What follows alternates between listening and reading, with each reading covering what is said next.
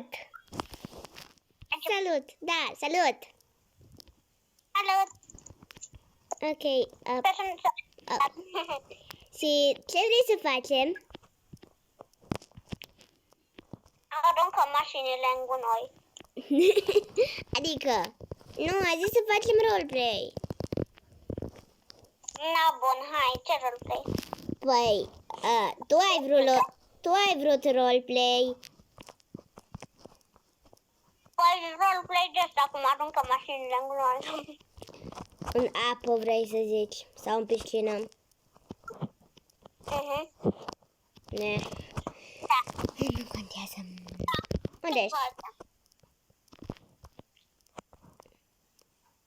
Stai ca să nu se mi se închidă. Mănâncă. Nu e fain așa. Hai că până ne gândim noi dăm pauză.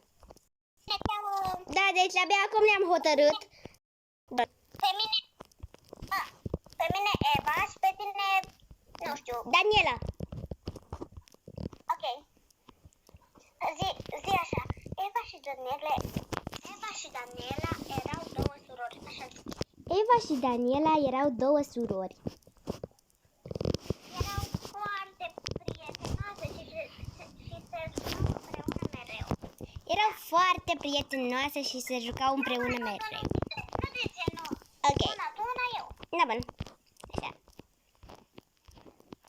Ele mereu se distrau și se jucau împreună. Dar nu, da, bun. Așa. Ok. Tu ziceai așa că aveau o casă mai micuță, din păcate. Așa că aveau o casă mai micuță, din păcate. Vorbește mai încet. Când îmi zici mie. Ok. Așa. Aceasta era casa lor nouă, veche. Da. Și acum Ele stau singure pentru că părinții i-au abandonat. Și acum începem roleplay-ul. Da. Așa. Wow. Haide, soră, abia am venit de la școală. Ce soră? Păi suntem sorori. Ah, ok. Să ne Așa. facem chestii de mâncare pentru că totuși. Erau două surori, nu două prietene. Așa, în fine. Așa. Eu parcă eram fata cea mare, nu? Da. Așa, și tu erai... Că nu mai pot de foame. Dar ce vrei să-ți fac de mâncare? Poftim un măr. Bă, cine-i dat? Băi, Banează. nu partea asta din rock. Da, Te banez. banează-i. Să nu mă banezi pe mine. Că mi-am banat, am muiat să dus. Uite, banează-i pe... Ce-l stau? Ne, ăla-i urât. Așa, așa. Lasă un pic. Așa. Bun. Soră, eu mă duc să-mi fac temele pentru că mâine avem o zi foarte aglomerată. Trebuie să plecăm și la maturat în casele oamenilor pentru că suntem de serviciu. Da, Ca să ok. facem bani. Da, știu. Așa. Noi parcă eram... Ele munceau din greu ca să facă bani pentru tatăl lor în spital. Soră, Ce? o să fac eu niște paste, tu poți să pleci. Și... Unde să plec? Oriunde. Ok. O să-mi dau zoom și tu de parcă sunt plecată. Și tu zici ce vrei să zici atunci. Da. Să fac această cărniță. Oh, am pus pe jos. Unde e masa? Asta e masa. Micuța asta. Asta nu făcea parte din roleplay. Ok. Ele se plângeau pentru că nu aveau ce să mănânce foarte gustos.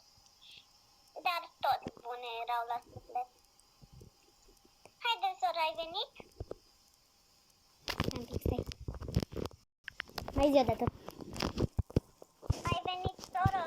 Da, am venit. A fost o zi grea. Da, stai să pregătesc masa ca să... N-am pus-o încă ca să nu se răcească. Ok.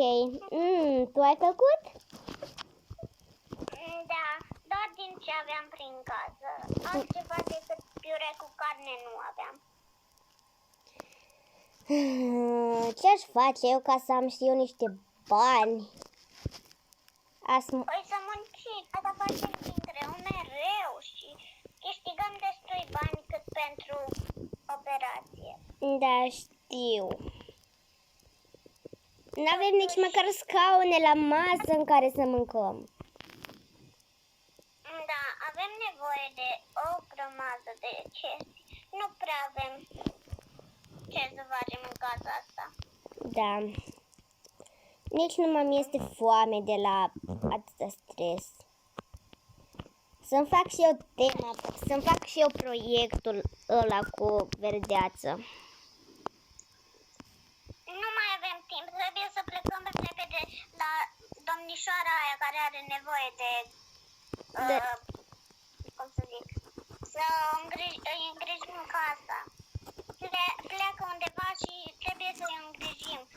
Ok, dar... Ok, o să-mi lași desenul pe altă dată. Da, un pic, pauză. În sfârșit am ajuns.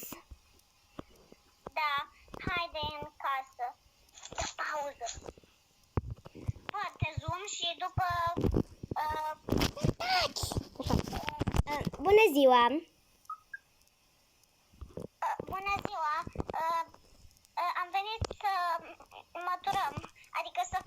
Partea a doua să facem mâine, azi, poi mâine. Mâine o să facem. După ora 1, cred. Sau 2. Dacă atunci vin de acolo. Da, atunci venim de la școală și n-am. Ok, pa, zi și tu pa! Pa, pa! Hihi.